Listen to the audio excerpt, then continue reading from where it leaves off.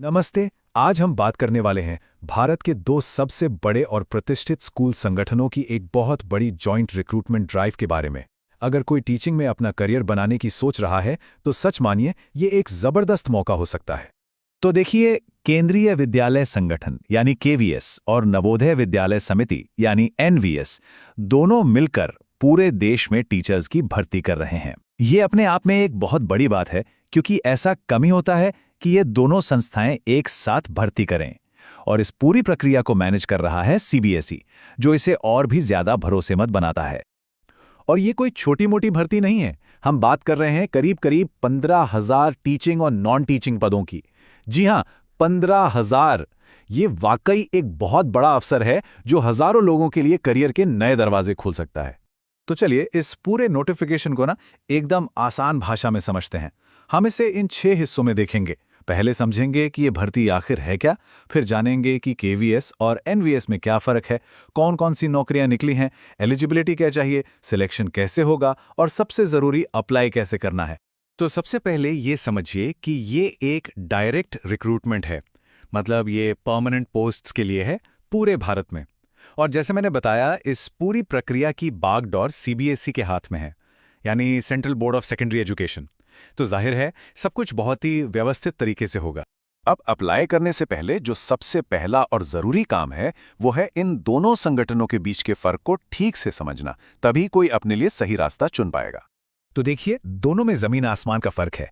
KVS जो है वो है डे स्कूल, जो मुख्य रूप से सेंट्रल गवर्नमेंट के ट्रांसफरेबल जॉब वाले कर्मचारियों के बच्चों के लिए है। वहीं दूसरी तरफ है एनवीएस, जो पूरी तरह से रेजिडेंशियल स्कूल हैं, जहां ग्रामीण इलाकों के टैलेंटेड बच्चों को पढ़ाया जाता है। इसका सीधा मतलब है कि दोनों जगहों का वर्किंग कल्चर, माहौल और जिम्मेदारियां एकदम अलग होंगी। चलिए अब देखते हैं कि कौन कौन सी पोस्ट निकली हैं। यहाँ सीनियर लीडरशिप से लेकर टीचिंग और एडमिन स्टाफ तक लगभग हर किसी के लिए मौके हैं।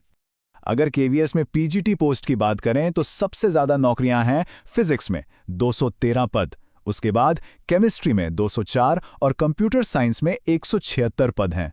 मतलब साफ है कि स्टेम सब्जेक्ट्स की डिमांड बहुत ज्यादा है। अब जरा एनवीएस की टीजीटी वैकेंसी पर नजर डालिए।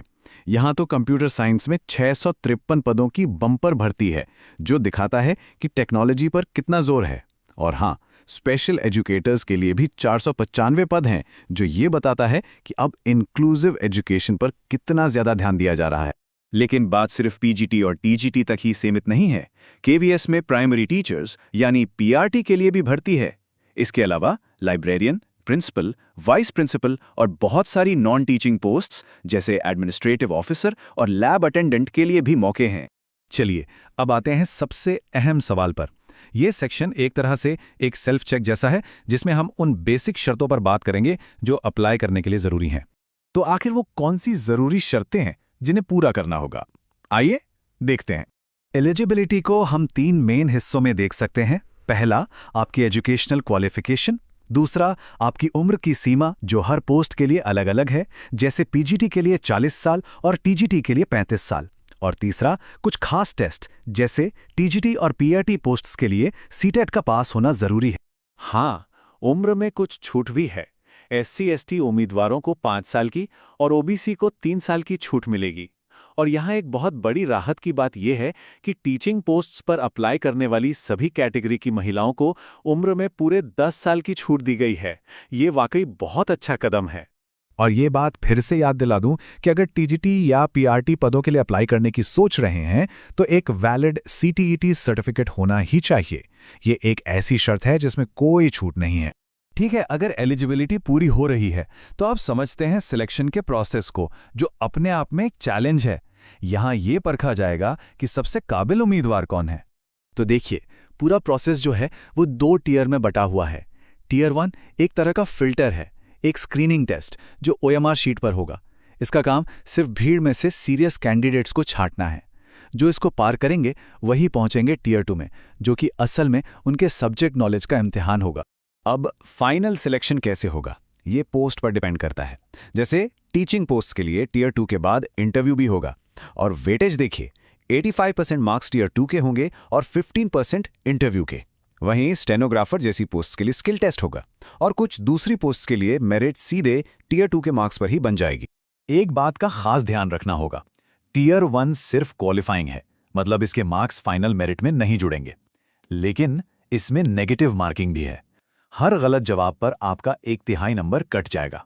अब टीयर 2 की बात करें, जो कि मेन एग्जाम है, यहां भी नेगेटिव मार्किंग का फंदा है। इसके ऑब्जेक्टिव सेक्शन में हर गलत जवाब पर 1/4 यानी 1/4 मार्क्स काटे जाएंगे, तो हर सवाल का जवाब बहुत सोच समझ कर देना होगा। और आखिर में हम बात करेंगे अप्लाई करने की प्रोसेस की। ये पहला और सबसे ज़रूरी स्टेप है, तो इसे ज़रा ध्यान से समझना होगा। सबसे पहले तो ये तारीखें अपने कैलेंडर में मार्क कर लीजिए।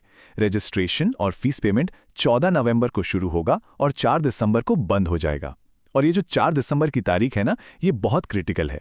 आपकी सारी एलिजिबिलिटी, चाहे वो डिग्री हो या कोई सर्टिफिकेट, इसी तारीख तक पूरी हो जानी चाहिए। आपकी सहूलियत के लिए ये रही एक छोटी सी चेकलिस्ट। सबसे पहली बात, सिर्फ ऑफिशियल वेबसाइट से ही अप्लाई करना है। दूसरी, सभी पोस्ट के लिए एक ही एप्लीकेशन फॉर्म भरना होगा। अपना एक पर्सनल ईमेल आईडी और मोबाइल नंबर ज़रूर चालू रखें। अपनी लेटेस्ट फोटो और सिग्नेचर को स्कैन करके तैयार रखें। और हाँ, सबमिट बटन दबाने से पहले एक बार अपनी एलिजिबिलिटी फिर से ज़रूर चेक कर लें।